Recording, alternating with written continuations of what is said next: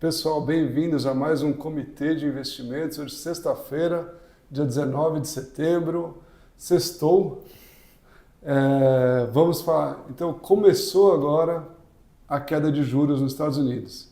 E eu e o Júnior, a gente vai falar um pouco aí sobre como tudo isso vai afetar os seus investimentos. Desde a parte macroeconômica dos juros caindo lá, talvez forçando uma queda de juros também aqui no Brasil, como é que isso afeta as moedas, as bolsas, a renda fixa, e no final vamos dar uma pitada sobre as proteções que a gente pode tomar. Boa noite, eu sou Luiz Micales, gestor da Blackstone Investimentos.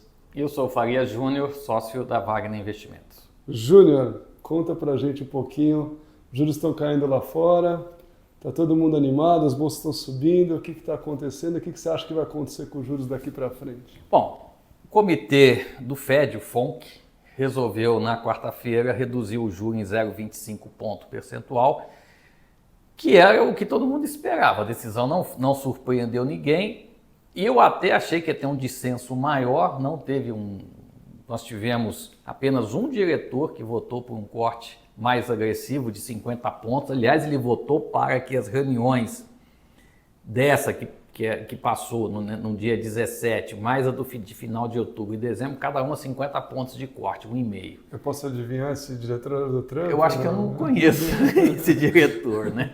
Stephen Miller, né? Que deve ficar talvez só 4 meses como governador do FED, indicado pelo Trump, depois da Adriana Kriegler pedir demissão. Então ele foi, na minha opinião, muito político, né? Seguindo uma linha do Trump de fazer cortes rápidos de juros, provavelmente sem ter toda essa necessidade. Bom, basicamente o comitê está dizendo o seguinte: este ano nós vamos cortar o juro 3 vezes. Uma vez já foi, faltam 2 reuniões, nas outras 2 reuniões vai ter corte de juros. Essa, digamos que é a meta. Acho que é factível, tá? Nós ainda estamos observando 2 coisas. Por que eu acho que é razoável cortar juros? Em primeiro lugar, o mercado de casas no primeiro trimestre do ano, o investimento residencial foi 0. No segundo trimestre do ano, o PIB mostrou uma queda do investimento residencial e agora o dado do FED de Atlanta, o GDP-MAL, mostra também que no terceiro trimestre do ano o investimento residencial está contraindo, basicamente contraindo o ano inteiro. Se a gente pega uma série do PIB dentre e divide quais são as contribuições, então nós temos gasto das famílias, CAPEX, investimento residencial, que é o núcleo do PIB, né, que é a demanda privada, mais os gastos do governo, mais a diferença de exportação e importação. Se você abre o PIB dessa forma, você observa que quando há queda no investimento residencial, há risco de recessão. Porém, quando corta-se o juro no curto prazo, não necessariamente vai afetar a taxa de juros da hipoteca, que é de longo prazo. Mas o que a gente observou na quarta-feira, Luiz? Que a taxa de hipoteca da semana passada foi a menor desde outubro de 24.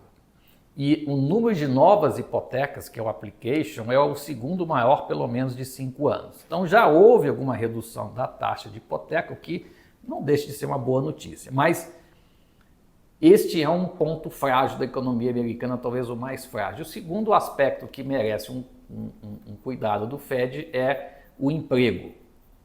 Bom, então, com isso, o FED começou a cortar o juro. Só que, por enquanto, né, e isso desde meados de julho, a gente já tem observado que a economia americana está acelerando. Então, o PIB do terceiro TRI, a demanda privada, que é a soma gasto de família, mais CAPEX e mais investimento residencial, mesmo este sendo negativo, o PIB está acelerando. Então, a gente está num processo em que o PIB está acelerando e que a inflação, muito provavelmente, este ano vai ficar mais ou menos o núcleo do CPI em torno de 3%. Então, o FED corta juro nessa situação. 3% para quem é brasileiro não parece muito, mas para quem é americano... Né? É a nossa meta. Mas para os americanos isso aí é significativo. É significativo. Porque sempre os juros têm que estar para ser controlada a inflação, ele sempre tem que estar um pouco acima da inflação, né? E aí, a ideia de colocar a inflação na taxa neutra, que seriam 6 cortes de juros, como mais ou menos está na curva, pessoalmente eu acho um exagero, pessoalmente eu acho que 4 cortes é suficiente, tá? O juro ir para 3,5, o neutro talvez vá subir para 3,25. Então eu acho que 6 é muito, e tem mais, Luigi. A gente aqui fala bastante de EA e tudo mais. A gente está observando que está difícil o jovem conseguir emprego, que em 22, 23 e 24 as 7 Megs literalmente não contrataram ninguém. Então, até que ponto a AI está reduzindo o emprego? E mais, nós tínhamos, a gente até chegou a discutir isso no programa do Mota uma vez, qual é a taxa, vamos falar, break-even de contratação. Qual que é o payroll que vai manter a taxa de desemprego mais ou menos constante com a taxa sem acelerar a taxa de inflação, né? Isso era, sei lá, 100 mil, 120 mil antes da pandemia. Com o advento do governo Biden e o avanço estrondoso da imigração, o próprio Morgan Stanley falou, o novo payroll de equilíbrio é 270. Agora já tem consultoria dizendo que são incríveis 30 mil por mês. Exatamente a média atual. Será que jogar o juro para zero vai criar emprego se não é necessário ter tanta criação de vagas? Porque não há mais a imigração e toda a questão da AI, isso a gente não sabe. Então, pelos dados de PIB acelerando, inflação resistente e provavelmente emprego 30, 50, 60 mil no máximo por mês, ou seja, metade do pré-Covid, não parece necessário tanto corte. Não parece. E assim, acho que você tocou em pontos excelentes, sabe, Juliano? Você vê, por exemplo, essa parte de casas, de hipotecas, né? Ele é a garantia dos empréstimos, a grande garantia dos empréstimos americanos. Então, o fato dele estar resiliente é sempre uma excelente notícia, porque, no final das contas, os americanos usam o imóvel dele como garantia, que a gente falou, para poder pegar e gastar, porque a gente tem que lembrar que os Estados Unidos é uma economia onde 60% do PIB, do crescimento do PIB, está ligado ao consumo. Sim. Então, se você não tem a garantia de que a pessoa pode gastar, né, que foi exatamente o que aconteceu lá atrás, em 2008, né, quando essa garantia se esvaiu, acabou todo o chão da economia, né? Exatamente. Então, essa já é a primeira notícia boa aí que o Júnior deu para a gente, né? A segunda, eu acho que é essa parte do AI, que eu acho que é fundamental, porque eu acho que, de um lado, a gente tem visto essas tecnologias crescendo e sendo excelentes para as empresas, para as margens das empresas, para o crescimento das empresas, e segurando muito a inflação nos últimos anos. A gente estava até comentando aqui agora há pouco que talvez nos últimos 15, 20 anos, um dos grandes deflatores da economia foi o crescimento tecnológico, né? Foi esse aumento de produtividade escondido, né? Porque a gente olha assim e fala assim, mas como é que isso funciona na prática, né? Por exemplo, a economia brasileira hoje, né? Acho que o tamanho das empresas, né, do Brasil todo, que estão na Bolsa, deve dar o quê? Uns 830 bi de dólares. De dólar, né? E lá fora, você imagina, o Google, você pega um pedacinho do Google, pega o YouTube vale mais que o Itaú, sabe? Então, assim, é esse tipo de aumento, você pega uma dessas empresas, pode escolher Google, Nvidia, Microsoft, são 3 trilhões de dólares, a gente está falando de alguma coisa em torno de 5 vezes o tamanho. As 7 megs são quase 15 tri. Eu lembro que quando a Apple valia 1 trilhão, tipo, a Apple valia 1 trilhão, era toda a bolsa brasileira. Agora não. As 7 megs valem quase 20 vezes a nossa bolsa. E é uma loucura, porque de um outro lado, você fala assim, puxa, como é que era a bolsa brasileira, as grandes empresas brasileiras em 1980? As mesmas de hoje. As mesmas de hoje, Vale, Petro, Itaú, quer dizer assim, a gente ficou parado no tempo. Não tem empresa de tecnologia. Não tem. Não, tem umas coisas mas legais. Mas as grandes não tem grandes. Assim, Talvez a Embraer. Embraer, E VEG. A VEG é maravilhosa. Essas empresas de longo prazo, né? Você tem empresas muito boas aqui no Brasil, mas não se comparam às americanas. Não. Né? E de um outro lado, voltando para o IA e para a inflação, o que está acontecendo? Não sei se foi o Sergey Brin que falou, porque eles têm um conhecimento que a gente não tem. E ele falou, olha, o ano que vem a AI vai acabar com os empregos de coding. Então, assim, isso está acontecendo, gente, sabe? Então, assim, você pega e fala, puxa, queria que meu filho estudasse, né, informática, porque isso é o futuro, não sei o quê, e pum. Você pega a Claude Sonnet, é ótima para fazer código. Óbvio, sempre vai ter, para quem é muito bom, sempre vai ter emprego, mas a grande massa não vai mais precisar. Então, assim, a gente está vendo uma dinâmica muito diferente, social também, Exato. Na parte de tecnologia, sabe? O que vai acontecer daqui para frente é uma incógnita, mas o que a gente sabe que vai acontecer daqui para frente, a AI e as tecnologias elas estão tirando esse pedaço da inflação, mas não o suficiente, porque os governos continuam gastando muito. Então a gente tem lá nos Estados Unidos o OBA, né? O One Big Beautiful Bill Act, que vai aumentar o déficit americano brutalmente, que pressiona a inflação. Você tem também outras pressões de inflação, por exemplo, as tarifas que aconteceram agora. Então, assim, não é esperar, e como o Júnior falou muito bem, você tem uma economia americana que está muito forte. As empresas estão muito fortes. Então, assim, a inflação não tem muita cara de que vai cair, né, Júnior? Por enquanto, os dados sugerem que até novembro, dezembro não deve cair. É uma coisa interessante, só um complemento, né? A produtividade do Brasil de 1980 até hoje é a mesma, né? Não mudou. Mas isso aí a gente pode discutir uma outra vez, tá? A gente não tem essa capacidade de aumentar a produtividade aqui, mas fica para outro dia. E, Júnior, deixa eu te fazer uma perguntinha. O que acontece se os juros caem e a inflação não cai? Então, a gente tem uma situação que estamos vivendo, por exemplo, na França, no Japão, na Inglaterra. Então, na Alemanha até que está razoável, mas esses 3 locais, os governos estão sofrendo muito, inclusive na França e no Japão, os primeiros ministros caíram, porque não consegue se aprovar um orçamento. E a população não está muito disposta a abrir mão de benefícios. Isso vale para o Brasil.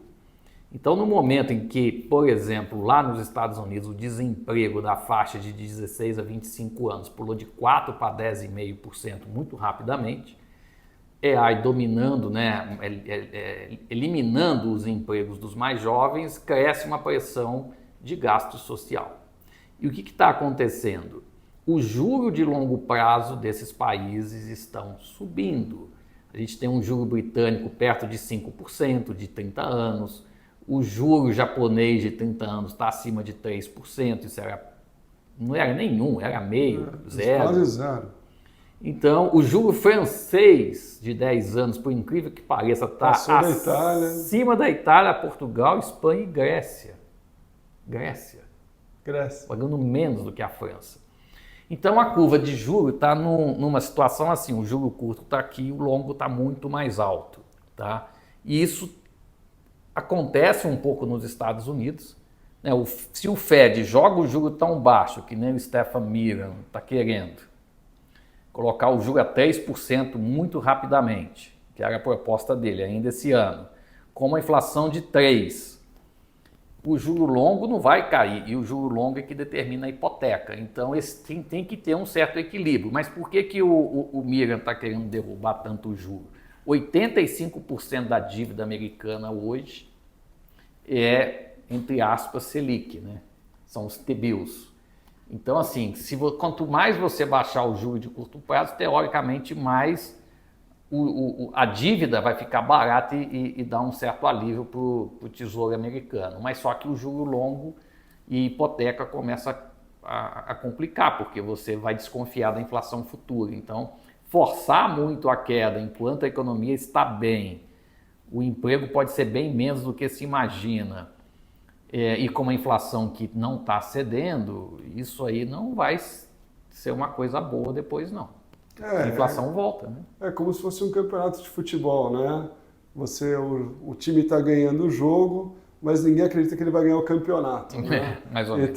Então, assim, está todo mundo feliz que o jogo está indo bem, mas olhando lá para frente, fala, puxa, esse é só o jogo que está ganhando. O campeonato ele está, na verdade, se atrapalhando ali, né? Baixar muito o juro, a inflação que já está resistente não vai cair nunca, pode até subir. E aí o Fed, como é que ele fica? Exato. E aí, olhando para os investimentos, né? Porque no final das contas somos todos investidores, o que a gente está vendo? Um momento muito bom para os mercados, para as bolsas, está todo mundo vendo o S&P batendo recorde. E aí, só complementando, é a primeira vez em 4 anos que o S&P Russell 2000, Dow e Nasdaq batem recorde no mesmo dia. Né? Então, bolsas batendo recorde, obviamente caras, né? Mas aí você vê essa dicotomia. E aí você vê o quê? Também não só lá nos Estados Unidos, mas também esse dinheiro fluindo, né? Porque quando você baixa os juros, perde a atratividade da parte de renda fixa, e a pedaço de renda fixa que não migra para a Bolsa Americana, acaba migrando para os mercados emergentes que pagam juros mais altos e mais poupudos, né? Como o nosso querido Brasil. E aí que aparece, essa é o que a gente está vendo agora, que é a taxa de juros, que é a Bolsa subindo também aqui no Brasil. Então, só para resumir um pouquinho esse pedaço, a gente está vendo a taxa de juros caindo lá, talvez não 6 vezes, né, Júnior? Eu acho que 4, mas daqui a 90 dias a gente vai ter ideia bem melhor, vão ter muito mais dados em mãos, né? Mas aí, de repente, eu estou errado e vai ter que ser 6 mesmo. Mas tudo bem, eu só acho que hoje, com base nos dados de hoje, a gente está vendo, eu pessoalmente acho que 4 está bom. E a gente vai ver uma troca também do presidente do FED. Em maio, né? Em maio, que quase que é certeza, né? A gente não tem certeza do futuro, mas que é uma boa chance. O Trump vai dominar o comitê. Exato. Então, assim, uma boa chance de ser uma pessoa que vai querer deixar os juros baixos, ou baixar os juros, ou deixar os juros baixos por muito tempo, como foi a Yellen lá atrás. Lá né? atrás, exatamente. E, então, resumindo, a gente está vendo esse fluxo indo para as bolsas, né? É sempre uma competição, né, entre os ativos. Eu até complementaria um pouco, Luiz, se me permite. Claro. Primeiro, o Brasil, em dólares, na Bolsa Brasileira, em dólares está subindo, vamos dizer assim, rigorosamente igual com as bolsas do Chile, da Colômbia, do México, Polônia, África do Sul e Coreia do Sul. Não igual a Argentina, que não está bem agora. Mas, quer dizer, dizendo, tanto faz aplicar no Brasil ou na Coreia do Sul, na Polônia, que deu na mesma, em dólar, né? Não houve nenhum benefício. Agora, quem está indo bem, bolsa é um ativo real, e como ninguém está acreditando em moeda, porque como é que você vai comprar euro a 1,18 com a França cheia de problema, dívida bruta PIB de mais de 100%? Para o dólar cair mais, o euro tem que subir. Eu acho que é inviável. Para o dólar cair mais, a libra tem que subir. E desde 1993, a Inglaterra está com o maior déficit da história, exceto o Covid. Então você vai fugir para onde? Bolsa, ouro e Bitcoin. Ouro, né? Ouro e Bitcoin. E ouro prata. Bitcoin, prata. Então, o que eu queria complementar é isso. Se você não confia na moeda, não confia no título, você vai correr para ativos reais. Aliás, o gráfico, se você for ver o gráfico do ouro, nos últimos 10 anos, se eu não me engano, depois você tem que puxar o gráfico direitinho, mas ele está batendo o S&P. Sim. Então, assim, imagina só, um ativo que não paga juros, que não tem crescimento, batendo o S&P, né? Por quê? Isso aí é um indício claro de que as pessoas não estão mais confiando nas moedas. Exatamente. Porque os gastos dos governos ficaram e daí o Bitcoin também está perto da máxima. É claro, porque o Bitcoin, até onde a gente sabe, né, ele é um ativo que tem limite de emissão, ou seja, seria como se fosse um ouro, né? Nesse sentido. Exatamente. E a gente vem então com esse fluxo aí de dinheiro para o Brasil, né, onde a gente está vendo uma pressão do dólar caindo, a moeda caindo, ajudando as moedas emergentes principalmente, que nem o Júnior falou agora. O euro meio que parece que chegou num certo limite. Você vê também o DXY, que é o dólar, né? o índice do dólar, ele também não caindo muito mais. Não está caindo muito ele mais. Já faz um tempo ali que ele está andando de lado, mais por problemas da Europa, né, do que por mérito do próprio DXY. Exato. Então, o que a gente vai ter que observar com relação à moeda é, será que a moeda da Colômbia, do México, da China, da África do Sul e da Austrália, porque a Austrália exporta para a China e é minério, se essas moedas continuarem subindo contra o dólar, provavelmente o real vai continuar subindo contra o dólar. Então, não dá para dizer que o 5,25, 5,30 é o fundo do poço por enquanto. Pode ser que sim. Mas se as outras moedas continuarem subindo contra o dólar, como a taxa de 15 aqui, talvez o real vá apreciar mais ainda. Né? E já que está caindo juros lá fora, você acha que vai dar uma ajudinha para a gente? Vai, provavelmente vai. Eu acho que aqui o juro IPCA pode ser bom finalmente, porque se a gente for parar para pensar, o IPCA está em torno de 7,5 há um ano e não se mexeu. Quer dizer, quem aplicou em IPCA não foi bom, talvez agora possa começar a ser interessante aplicar em IPCA. E o que acontece é que o Copom manteve, né? Que é a palavra da Faria Lima, né? O Copom manteve a taxa de juros. O que me surpreendeu na decisão é porque o dólar no Copom de julho estava 5,55, nesse 5,40, 3% abaixo, e o petróleo também caiu uns 3%. E o Copom manteve a projeção de inflação de final de 2026 e, por enquanto, né, que é o horizonte de política monetária do primeiro TRI de 27, mesmo com a queda do petróleo e com a queda do dólar. Isso porque o PIB do segundo trimestre foi mais alto. E aí, tecnicamente, a gente tem que falar o seguinte, o Copom imaginava que o hiato do produto ia ser um pouco menor, como o PIB veio mais alto, ele jogou o hiato do produto um pouco para cima e manteve então as taxas de inflação previstas. Hiato do produto significa que a economia está crescendo ainda acima do potencial, tá?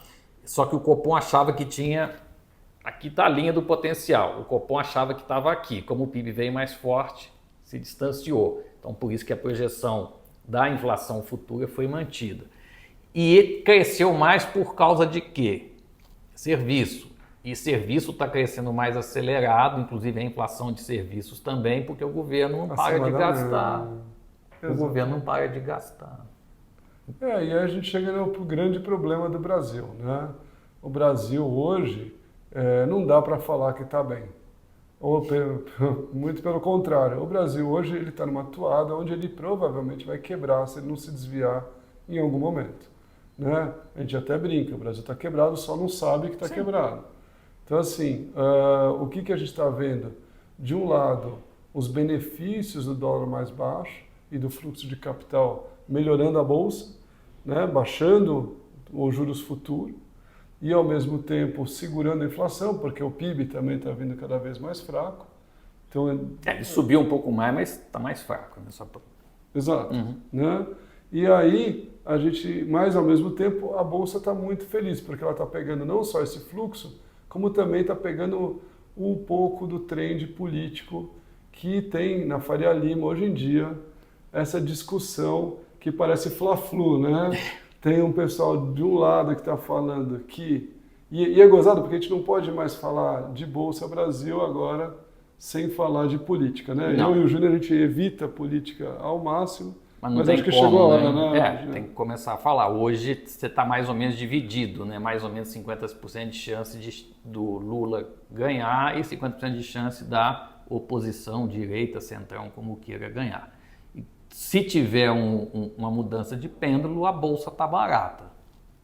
Baratíssima, né? Pois Você olha assim, um dos menores múltiplos, né?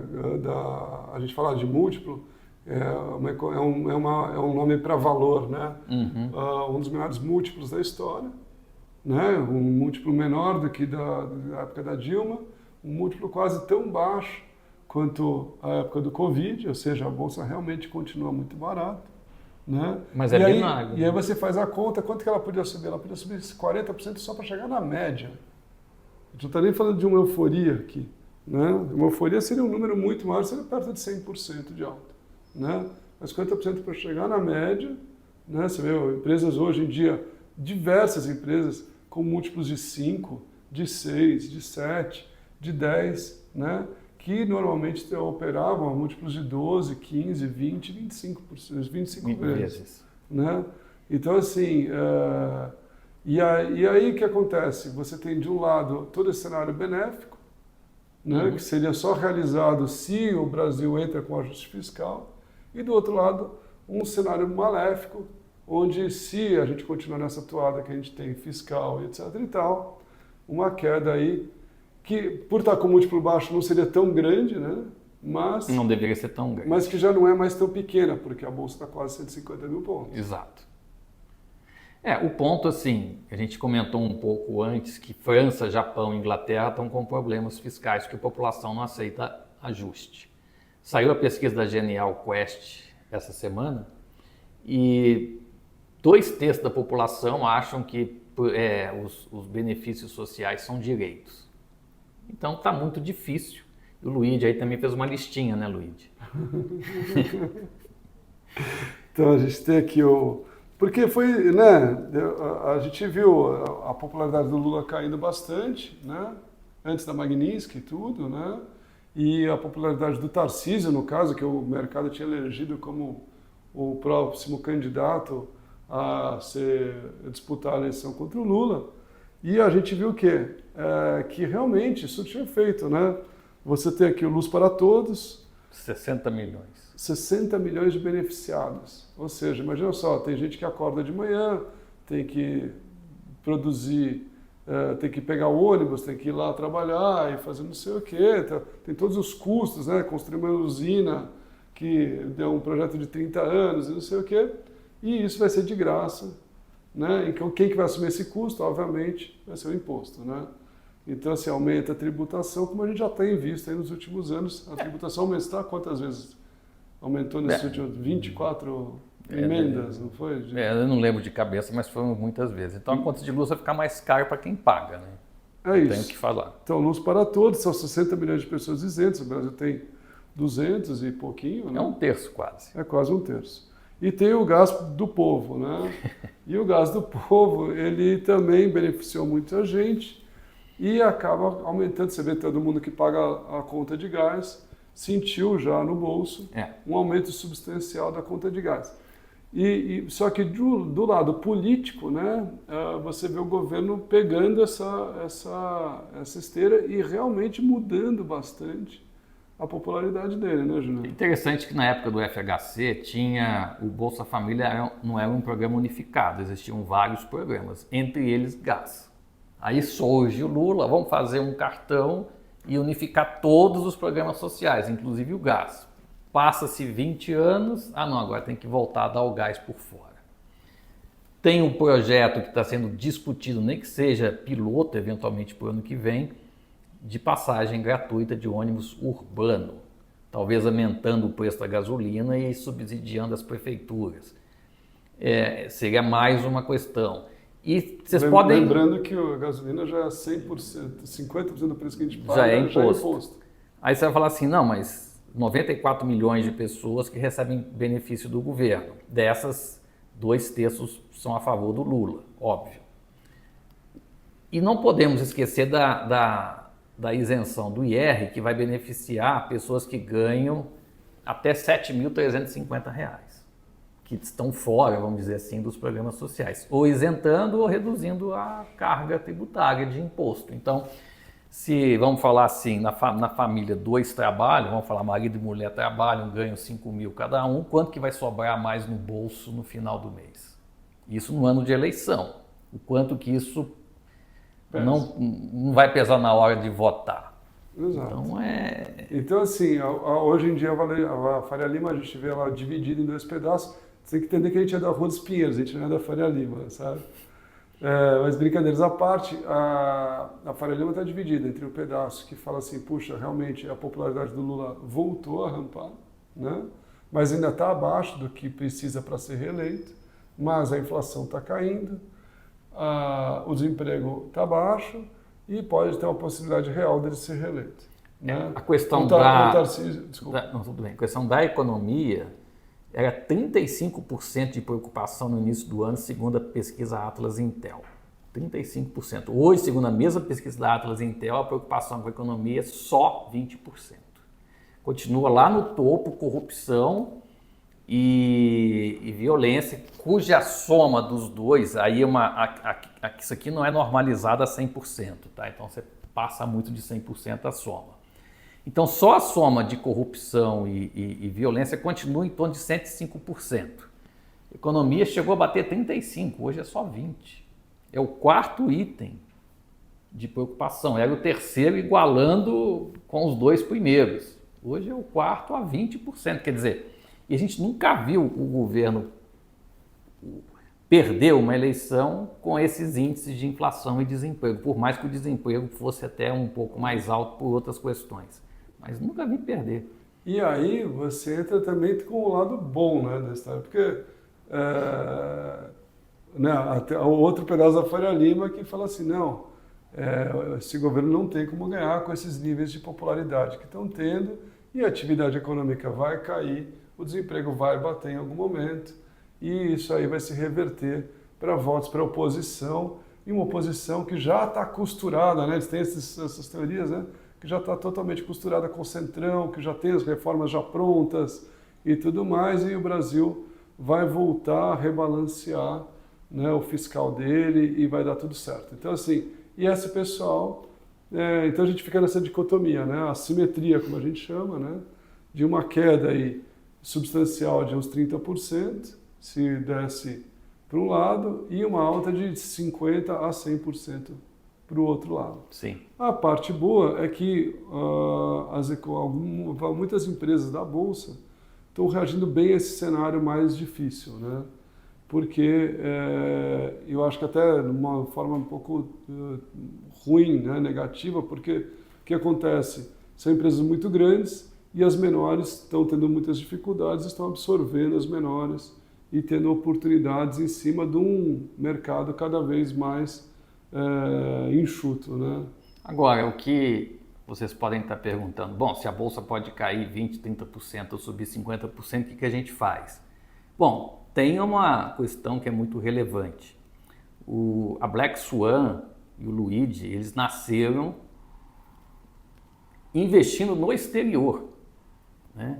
Então, um planejamento financeiro que tenha uma boa relação de divisão de quanto a gente vai investir no exterior, em quais ativos vai investir no exterior e também aqui no Brasil, a gente não tem que ficar 100% do dinheiro do Brasil. Nunca mais. Isso não é. Com a facilidade que você tem hoje. Hoje está fácil.